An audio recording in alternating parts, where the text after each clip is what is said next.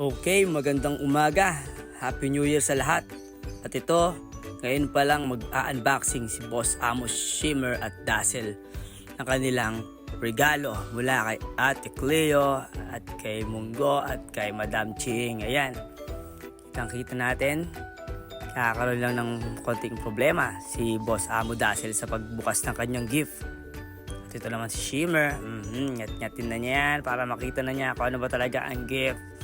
Excited na ang ating mga boss amo.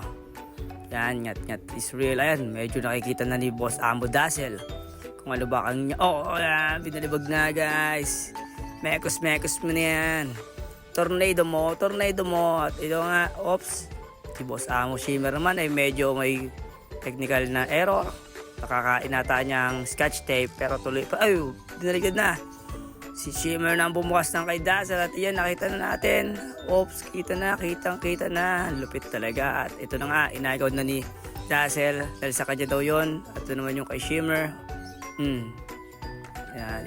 Ito pogi, outfit check. Outfit check. Pogi. Maraming salamat. Bagay na bagay. Walang kakupas-kupas. Ang pogi at si Shimmer naman, ka-cute. Lalaki yan, pare ko. Kitang-kita mo. Poging-pogi ang dalawang boss amo natin. Maraming salamat sa regalo. Sabi, sana maging masaya pa tayo sa bagong taon na ito. At ito na sila, maglalaro-laro. Gamit na kanilang mga bagong baluti. Maraming salamat.